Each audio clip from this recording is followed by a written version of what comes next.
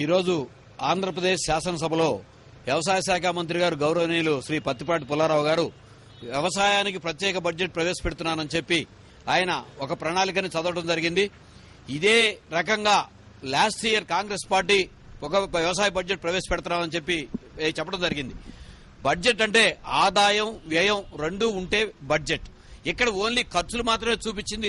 ఇది ఎలా బడ్జెట్ అవుతుంది అని చెప్పి last year Telugu Desam party Congress party ప్రవేశపెట్టిన బడ్జెట్ ని ప్రశ్నించింది, తప్పుపట్టింది. అందరూ కూడా రైతు సంఘాలన్నీ కూడా ఇది బడ్జెట్ అవ్వదు అని చెప్పి తప్పుపట్టారు. అప్పుడు లాస్ట్ మినిట్ లో కాంగ్రెస్ పార్టీ అది వ్యవసాయ బడ్జెట్ అనే పదాన్ని తొలగించి వ్యవసాయ వార్షిక ప్రణాళిక అని మార్చింది. ఈ రోజు అదే సేమ్ విధానంలో ఇవాళ వీళ్ళు వ్యవసాయ బడ్జెట్ అని చెప్పి చాలా గొప్పగా ప్రకటించడం జరిగింది. సో ఏ రకంగా అది వార్షిక ప్రణాళిక అయిందో ఇది వ్యవసాయ బడ్జెట్ అయిందో ఎవరికి కూడా అర్థం కాని పరిస్థితి. ఇంకోటి ప్రధానంగా వ్యవసాయ శాఖ మంత్రి గారు చెబుతూ గత 10 సంవత్సరాల్లో ఆంధ్రప్రదేశ్ లో మొత్తం వ్యవసాయ ఉత్పత్తులన్నీ కూడా కుంటుపడిపోయినాయి, రైతులకు గిట్టుబాటు ధరలు లేవు, అలాగే వ్యవసాయ ఖర్చులు పెరిగిపోయినాయి అని చెప్పి ఆయనే చెప్పడం జరిగింది. కానీ మరలా వెంటనే ఆయనే వ్యవసాయ ఉత్పత్తుల్లో పంటల దిగుబడి కానీ, చెరుకు దిగుబడి కానీ, అలాగే అనేక పంటలు, మామిడి పంటల దిగుబడి, మాంసం దిగుబడి, కోడిగుడ్ల దిగుబడి, అలాగే చేపల దిగుబడి, వీటన్నింటిలో రాష్ట్రం చాలా అగ్రస్థానంలో ఉందని చెప్పి చెప్పడం జరిగింది. అంటే ఈ అగ్రస్థానంలో ఉన్న ఉత్పత్తులన్నీ కూడా ఈ 3 సంవత్సరాల్లో, ఈ 3 నెలల్లో, అంటే తెలుగుదేశం పార్టీ ప్రభుత్వం ఏర్పాటు చేసిన తర్వాత, చంద్రబాబు నాయుడు గారు ముఖ్యమంత్రి అయిన తర్వాత, పత్తిపాటి పుల్లారావు గారు వ్యవసాయ శాఖ మంత్రి అయిన తర్వాత వచ్చిన ఈ ఉత్పత్తులన్నీను. సో గత అనేక సంవత్సరాలుగా తీసుకుంటే ఈ రాష్ట్రంలో ఆహార ధాన్యాల ఉత్పత్తి కనీస స్థాయికి పడిపోయింది. 107 లక్షల టన్నులకు పడిపోయింది 2003లో చంద్రబాబు నాయుడు గారు ముఖ్యమంత్రిగా ఉండగా. అదే ఉత్పత్తులు 204 లక్షల టన్నులకు ఆహార ధాన్యాల ఉత్పత్తి అత్యధిక రికార్డు స్థాయి పడింది రాజశేఖర రెడ్డి గారు ముఖ్యమంత్రిగా ఉండగా 2003-04లో. ఇవన్నీ డేటా మర్చిపోయి మాట్లాడటం అనేది చాలా శోచనీయం. అలాగే వ్యవసాయ ఉత్పత్తుల మద్దతు ధరలు 99 నుంచి 2004 దాకా చంద్రబాబు నాయుడు గారు ముఖ్యమంత్రిగా ఉండగా కేవలం ధాన్యానికి పెరిగిన మద్దతు ధర 60 రూపాయలు, అంటే 13%. అదే రాజశేఖర రెడ్డి గారి 5 ఏళ్ల పీరియడ్ లో 450 రూపాయలు పెరిగింది, 83%. సో ఇవన్నీ కూడా ఏ కాలంలో జరిగిన మైమర్చి మభ్యపెట్టి రైతాంగాన్ని తీసుకోవడం జరుగుతుంది. సరే అయిపోయింది. సో వాళ్ళు ఎన్నికల ప్రణాళికలో, మేనిఫెస్టోలో కూడా చాలా క్లియర్ గా మీకు ధరల స్థిరీకరణ నిధి 5,000 కోట్లతో మేము ధరల స్థిరీకరణ నిధిని ఏర్పాటు చేస్తామని చెప్పి చెప్పడం జరిగింది. సో రైతులకి పండించిన పంటలకి అమ్ముకోలేకపోతున్నారు, గిట్టుబాటు ధరలు రావట్లేదు, ధరల స్థిరీకరణ నిధిని ఏర్పాటు చేస్తారని చెప్పి ఎక్కడ ఒక్క రూపాయి కూడా కనీసం ధరల స్థిరీకరణ నిధి మీద ఆలోచన చేయాల. అలాగే స్వామినాథన్ కమిటీ సిఫార్సులకు అనుగుణంగా మద్దతు ధరలు నిర్ణయిస్తామని చెప్పి చంద్రబాబు నాయుడు గారు చెప్పడం జరిగింది, వాళ్ళ పార్టీ మేనిఫెస్టోలో పెట్టడం జరిగింది. దానికోసం ఎక్కడ కూడా ఒక్క రూపాయి కూడా కేటాయించాల. ఒక్కసారి గత సంవత్సరం కేటాయింపులు, ఈ సంవత్సరం కేటాయింపులు చూస్తే గత సంవత్సరం కాంగ్రెస్ పార్టీ ప్రభుత్వంలో ఆంధ్రప్రదేశ్ లో వ్యవసాయ వార్షిక ప్రణాళికలో 25,962 కోట్లు వాళ్ళు కేటాయించారు. ఈ రోజున వీళ్ళు 2014-15లో 13,108 కోట్లు కేటాయించారు. అంటే ఎక్కువ శాతం వ్యవసాయం ఆంధ్రప్రదేశ్ లో ఉంటే కేవలం 13,000 కోట్లు కేటాయించి మేము చాలా బ్రహ్మాండంగా రైతుల వద్దకి గిట్టుబాటు ధరలకు మూలంగా ఈ వ్యవసాయ బడ్జెట్ మూలంగా రైతులు లాభ పొందుతారని చెప్తున్నారు. గత సంవత్సరం ప్రణాళిక వ్యయం 68% ఉంది. ఈ సంవత్సరం ప్రణాళిక వ్యయం వ్యవసాయ బడ్జెట్ లో 51%. అంటే 68% ఉన్న ప్రణాళిక వ్యయాన్ని 51% తీసుకొచ్చి ఇది రైతులకు ఉపయోగం అని చెప్పి ఎట్లా చెప్పారో ఇప్పటికి కూడా అర్థం కాని పరిస్థితి. అలాగే ఇవాళ వ్యవసాయ రంగం మొత్తం కూడా రైతులు పంటలు పండించలేక కాదు, పండిన పంటలకి గిట్టుబాటు ధరలు లేక, తాను పెట్టిన పెట్టుబడి కూడా రాక, కనీస మద్దతు ధరలు లేకపోవడం మూలంగా సంక్షోభంలోకి వెళ్ళిపోతున్నాడు. దానికి కావాల్సిన నిర్ణయాలు ఎక్కడా లేవు. వ్యవసాయం మరో సంక్షోభం, వ్యవసాయ కార్మికులు చాలా సమస్యగా అయిపోయింది. యాంత్రీకరణ చాలా ఆంధ్రప్రదేశ్ ప్రధానమైన కావాల్సిన పరిస్థితిలో గత సంవత్సరం యాంత్రీకరణకి వాళ్ళ బడ్జెట్ లో 450 కోట్లు పెడితే ఈ సంవత్సరం కేవలం 90 కోట్లు యాంత్రీకరణకు కేటాయించడం జరిగింది వీళ్ళ బడ్జెట్ లో. అంటే 450 కోట్లు పెట్టిన బడ్జెట్ లో వాళ్ళు సక్సెస్ కాలేదు, రైతులకు కావాల్సిన లాభం జరలేదని అందరం చెప్తున్నాం, నిజమే, అది ఒప్పుకుంటున్నాం. కానీ 450 కోట్లు ఉమ్మడి రాష్ట్రంలో కాకపోతే 50% అబవ్ ఆంధ్రప్రదేశ్ లో వాళ్ళు 90 కోట్లతో మీరు ఏ రకంగా న్యాయం చేయదలుచుకున్నారు? అలాగే వడ్డీ లేని పంట రుణాలకి 500 కోట్లు గత బడ్జెట్ లో పెడితే ఈ సంవత్సరం 230 కోట్లు మీరు పెట్టింది.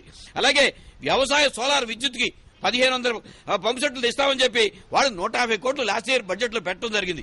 ఈ సంవత్సరానికి 10,000 సోలార్ పంప్ సెట్లు పెడతా ఉన్నారు.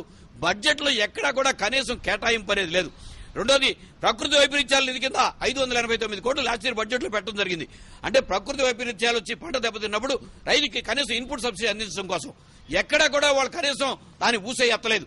అలాగే మత్స్య పరిశ్రమ విషయంలో గత సంవత్సరం మత్స్య సంక్షేమానికి 305 కోట్లు పెడితే ఈ సంవత్సరం కేవలం 60 కోట్లు పెట్టారు. సో అది ఉమ్మడి రాష్ట్రంలో పెట్టినప్పటికీ విడిపోతే కూడా మత్స్య సంపద మొత్తం మత్స్య పెంపకం కానీ మత్స్యకారులు మొత్తం కూడా ఆంధ్రప్రదేశ్లోనే ఉంది, తెలంగాణ ప్రాంతంలో లేదు. 305 కోట్ల నుంచి 60 కోట్లు పెట్టి వాళ్ళకి మత్స్యకారులకి మీరు అనేక చోట్ల చంద్రబాబు నాయుడు గారు చెప్పారు మీకు డీజిల్ సబ్సిడీ ఇస్తాం, మీకు పవర్ మోటార్ బోట్లు కొనిపెడతామని. కానీ ప్రణాళిక వ్యయం కేవలం 13 కోట్లు. ఎక్కడ కూడా ఏ రకంగానూ గత బడ్జెట్ కంటే ఏ విషయంలోనూ కూడా కేటాయింపులు పెంచకుండా ఇది ఏ రకంగా రైతుకు లాభమనే బడ్జెట్ అని చెప్పి మీరు చెప్పబోతున్నారు.